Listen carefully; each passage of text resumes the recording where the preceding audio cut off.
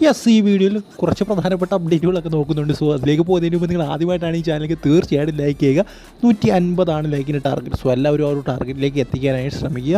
എന്തായാലും നമുക്ക് കുറച്ച് ഇൻ്റർനാഷണൽ പിടിക്കാം. അതായത് ബഫറ്റിമി ഗോമസ് എന്ന് പറയുന്ന 39 വയസ്സുകാരനായ ഫ്രാൻസ് ഇൻ്റർനാഷണൽ താരം അദ്ദേഹം ഇൻ്റർനാഷണൽ ഫുട്ബോളിൽ നിന്ന് വിരമിച്ചിരിക്കുകയാണ്. എന്തായാലും അദ്ദേഹം അവസാനമായിട്ട് കളിച്ചത് ജെ ലീഗിലാണ്. അവിടെ 3 ഗോൾ അടിച്ചു. ഏതാണ്ട് 20-ലധികം മത്സരങ്ങളിൽ നിന്ന്. എന്തായാലും 39 വയസ്സായി വിരമിക്കാനുള്ള പ്രായമായി. അതുകൊണ്ടാണ് അദ്ദേഹം വിരമിക്കുന്നത്. അദ്ദേഹത്തിൻ്റെ ഏറ്റവും കൂടുതൽ ഫേമസ് ആയിട്ടുള്ള സംഭവം എന്ന് പറയുന്നത് അദ്ദേഹത്തിൻ്റെ സെലിബ്രേഷനാണ്. ആനിമൽസ് നടന്നു വരുന്നതായിട്ടുള്ളൊരു സെലിബ്രേഷൻ ഉണ്ട്. അത് ഭയങ്കര ഫേമസ് ആണ്. എന്തായാലും ഫ്രാൻസിന് വേണ്ടി 12 മത്സരങ്ങൾ അദ്ദേഹം കളിച്ചിട്ടുണ്ട്. അതുപോലെ തന്നെ സൗദി പ്രോ ലീഗ്, അത് ഗലസ്ട്രൈസ് തുടങ്ങിയ ടീമുകൾക്ക് വേണ്ടി അദ്ദേഹം ഒരുപാട് മത്സരം കളിച്ചിട്ടുള്ളൊരു താരമാണ്. എന്തായാലും ഫ്രാൻസിലാണ് കൂടുതലും അദ്ദേഹം ചിലവഴിച്ചിട്ടുള്ളത്. സോ എന്തായാലും നമുക്കിനി അടുത്ത അപ്ഡേറ്റിൽ കിടക്കാം. ഇനി അടുത്ത അപ്ഡേറ്റ് ഒന്നുമല്ല, നമ്മുടെ ലിസ്റ്റൻ കൊളാസോയുടെ ബർത്ത്ഡേ ആണ്. സോ എല്ലാവരും അദ്ദേഹത്തിന് ബർത്ത്ഡേ വിഷ് നേരുക.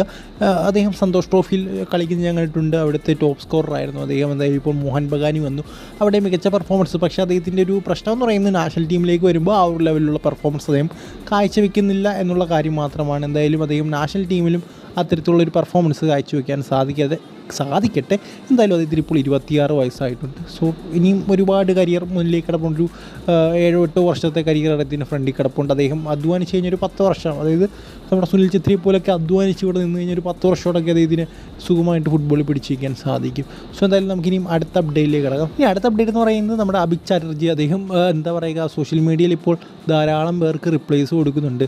അതായത് ടീമിൻ്റെ മോശം പെർഫോമൻസിനെ തുടർന്ന് ആരാധകരെല്ലാം പലതരത്തിലുള്ള ചോദ്യങ്ങൾ ചോദിക്കുന്നുണ്ട്. എന്തായാലും അദ്ദേഹം നൽകുന്ന ഉത്തരവെന്ന് പറയുന്നത് സാറ്റിസ്ഫൈഡ് ആയിട്ടുള്ള ഉത്തരവാണോ എന്ന് ചോദിച്ചാൽ അങ്ങോട്ടും കൊള്ളത്തില്ല ഇങ്ങോട്ടും കൊള്ളത്തില്ല, ഒരു വല്ലാത്തൊരു നടുക്ക് നിൽക്കുന്ന പോലത്തെ ഉത്തരങ്ങളാണ് അദ്ദേഹം നൽകുന്നത്. എന്തായാലും അദ്ദേഹം റെസ്പോണ്ട് ചെയ്യുന്നുണ്ടല്ലോ, അത് തന്നെ ഏറ്റവും വലിയ കാര്യം എന്ന് പറയുന്നത്. എന്തായാലും അദ്ദേഹം പറയുന്ന പ്രധാനപ്പെട്ട കാര്യം എന്ന് പറയുന്നത് എന്താണോ മിസ്റ്റേക്ക് അത് നോക്കി തിരിച്ചു വരുമെന്ന് തന്നെയാണ് അദ്ദേഹം പറയുന്നത്. ഇനിയും കുറച്ച് ബഞ്ച് ഓഫ് മാച്ചസ്, അതായത് 4 മാച്ചസ് കൂടെ ബാക്കിയുണ്ട്.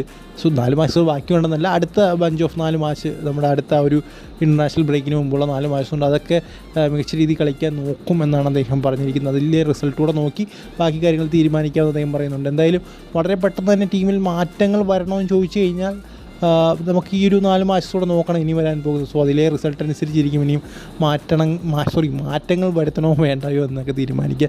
സോ എന്തായാലും ഈ ഒരു വീഡിയോ നിങ്ങൾക്ക് ഇഷ്ടപ്പെടുത്ത ശരിയാക്കി അടുത്ത വീഡിയോയിൽ